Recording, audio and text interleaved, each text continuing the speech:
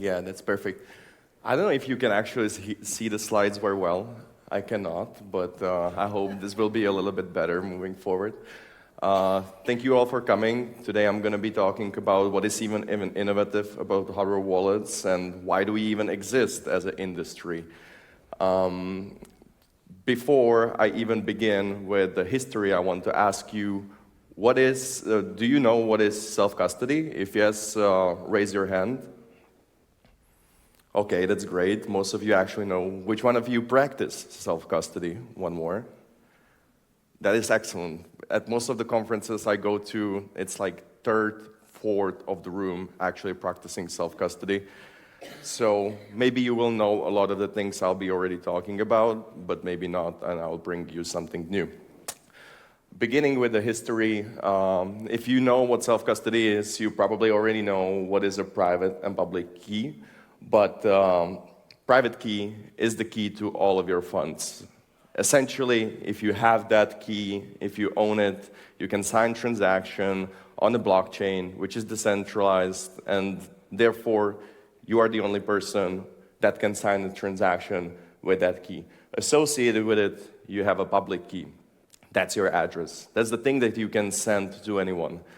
Private key, not so much. Send it to me, and I will drain your account. I promise. But of course, this is back in 2011. This is how the wallets were structured, or addresses were structured. And it, of course, had its problems because you have to somehow generate this random mess of numbers and letters, capital, small. And while you are generating it, the malwares can grab it. So some people would go to the lengths of having their own air-gapped computer, literally computer that never touches internet, where they would generate this secret, they would sign transactions on that computer kept online, and then propagate them on another computer online to the network. As well as when you are trying to use this, you have to, and you want to have multiple addresses to keep privacy, you have to make a note of multiples of these private keys, not just one. And you have to write them exactly as you see them. So imagine writing 4 times this mess of a code and not being able to make any mistake, because every single mistake means that you're locked out of your funds, as long as your computer breaks down. So that private key is your backup, but writing it down is a whole of a mess. And kind of an obvious one, you want to have that private key written down somewhere offline, on a piece of paper, anywhere.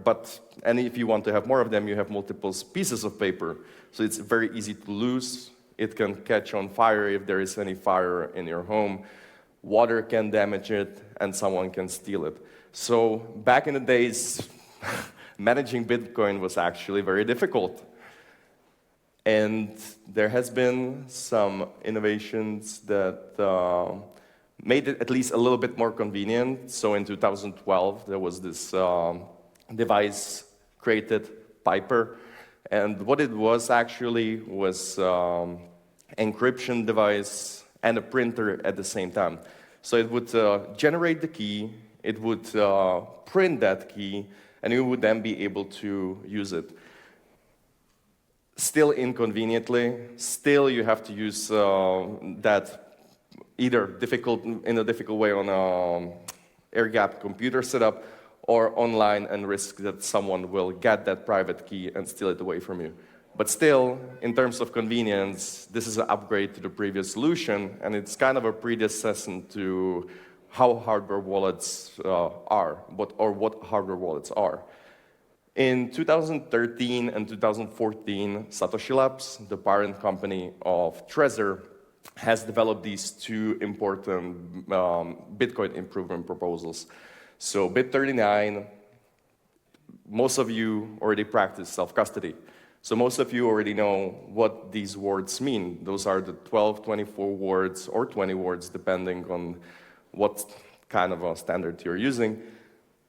These words, they hold the access to your account, and these words are basically high-level representation of that very difficult code. So instead of having to write down that difficult code of letters and numbers and everything, you could now write humanly readable 12 to 24 words, and that will back up your wallet. And tied to it is BIP44, which kind of deconstructed or made it possible for you to use that one seed and secure multiple different coins. Each of those coins has multiple different addresses, up to infinity, let's say, and each of those accounts has up to infinity amount of addresses. So now you didn't have to have multiples of these codes. You could have just 12 to 24 words that secure everything on-chain that you have. And in 2014, our founders kind of took together all of these different incremental innovations and created Trezor Model 1. And in essence, it's kind of like the Piper, like the printer. It's an encryption device that generates the keys in an offline environment. But it can also hold that key for you to be able to use it online while the key stays offline. So the risk of malware eliminated. The risk while generating the keys also eliminated, as long as you don't, of course, generate it and put those seed words online. Please never do that. And we repeat that all the time, but you know, saving things online, that's the default now, and it's sometimes silly to say, but we have to repeat it all the time. And third thing,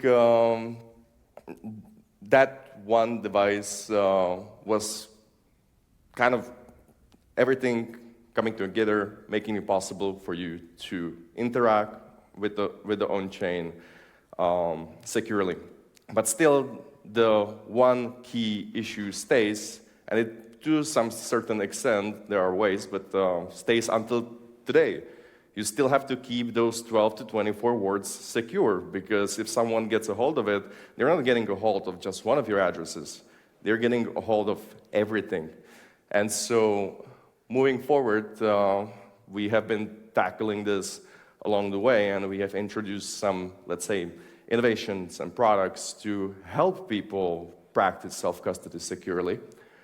What we did is, since the release of Trezor Model 1, we have sold over 2 million devices worldwide. We have released Trezor Model T after Trezor Model 1, which most of you, or all of you, have received today. It's a hardware wallet that supports more coins than Trezor Model 1, and it supports Shamir, secret sharing, which is kind of you can just briefly, you can create 3 of these seeds instead of just one. You can set a threshold of 2, and let's say I keep one, I give one to my family, I give one to bank deposit, and if I lose one of them or one of them gets destroyed, I still have those 2, and I can recover my wallet. Simply said, and it has a touch screen. Then we follow with Trezor Safe 3, which is an upgrade from Trezor Model 1, which features secure element and kind of supports the same coins as Trezor Model T. So it's physically more secure. If someone gets a hold of it, they actually cannot extract that seed so easily. And even before, you would really need difficult, kind of sophisticated machinery to do that. But even with sophisticated machinery, you can no longer do that. And Trezor Safe 5, upgrade from Trezor Model T, it basically has, it's kind of an upgraded look of Trezor Model T. I would say nothing too much special compared to Trezor Model T. It just has the secure element, but it's just my personal opinion. But not even a month ago, we actually released Trezor Safe 7, which I believe is the most sexy hardware wallet now at the market. Not just because I work for Trezor, but because I had a lot of hardware wallets in my hand. And if you, after this talk, want to kind of play around with it or see how it is, just come talk to me. I can let you try it. But what is actually innovative about this hardware wallet, and what I believe is a huge achievement for our industry, is it features an NDA-free secure element Tropico1, which has been developed by one of our sister companies, Tropic Square.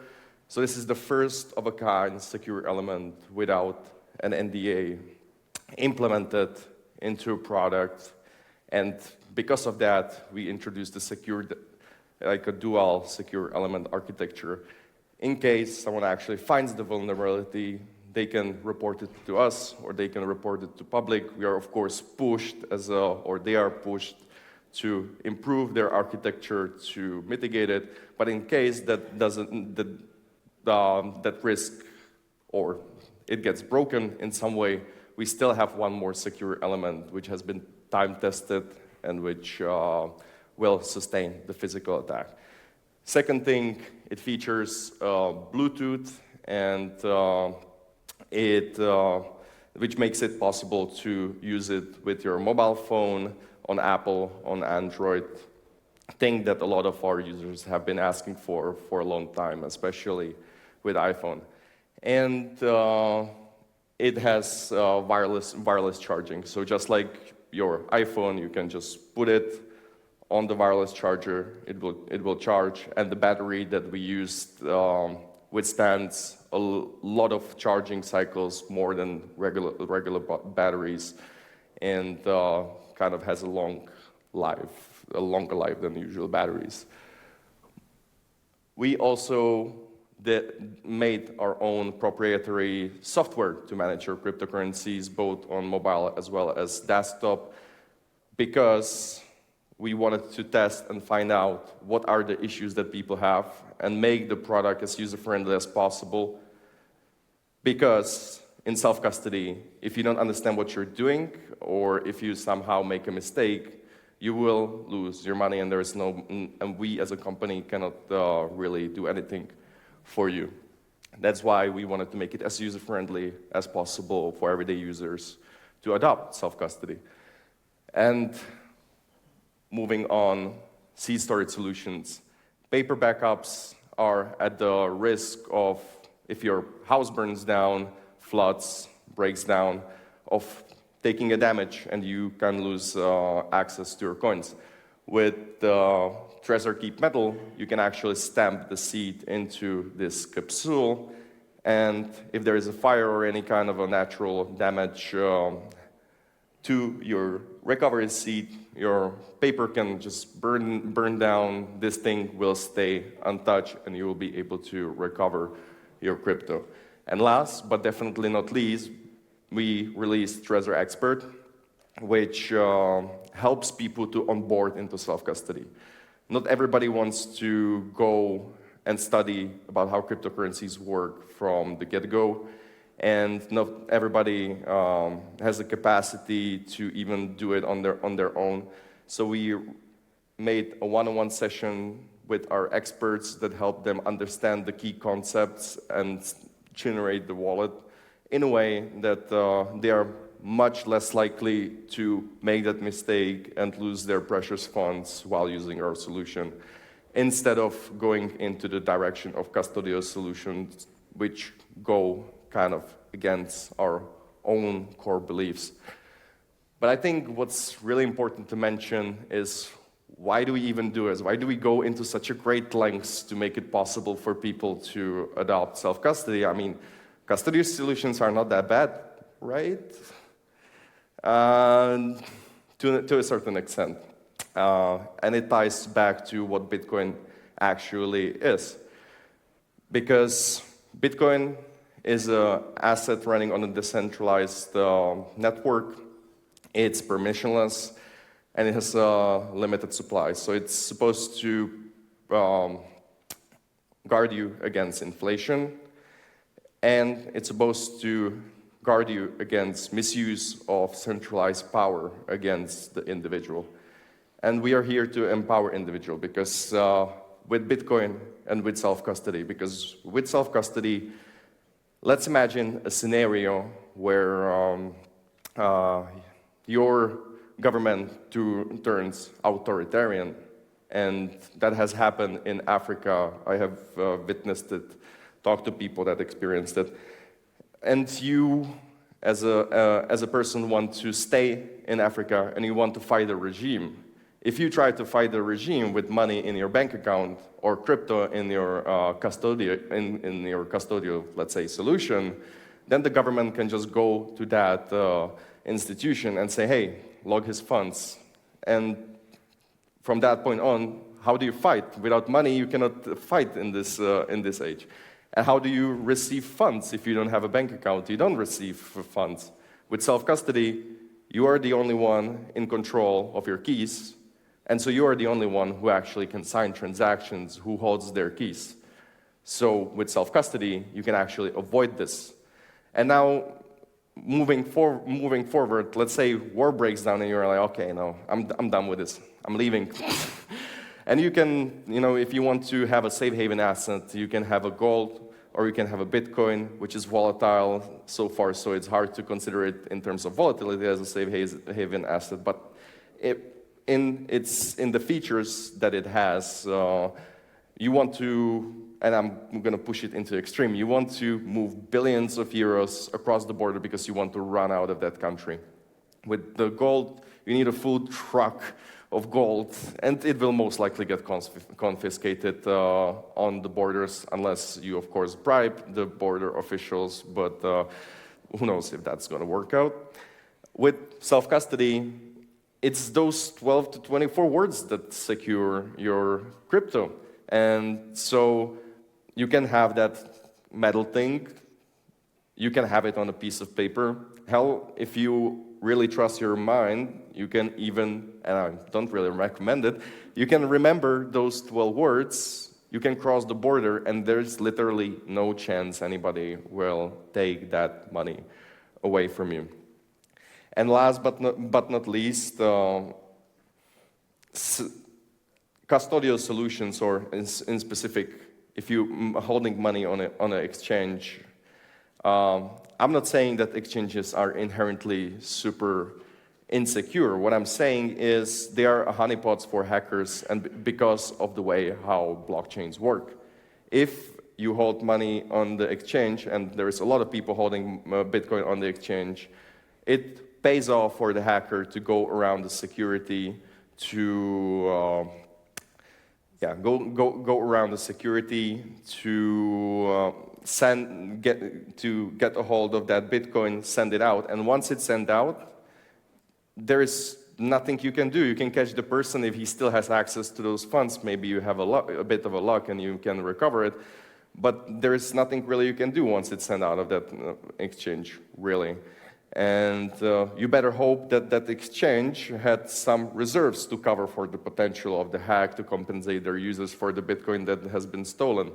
With self-custody, you're kind of holding that risk that someone will attack you on your own, but who is going to give that much effort into breaking the security of hardware wallets, which are very, very secure by now after 11 years of innovation, to get just to you for your mere 40,000 euro or whatever you hold upwards in crypto.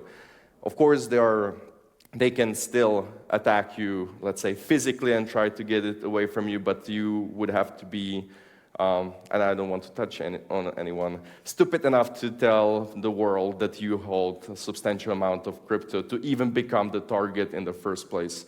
Exchanges are targets already, they have to be public. You don't have to be public about how much crypto you hold.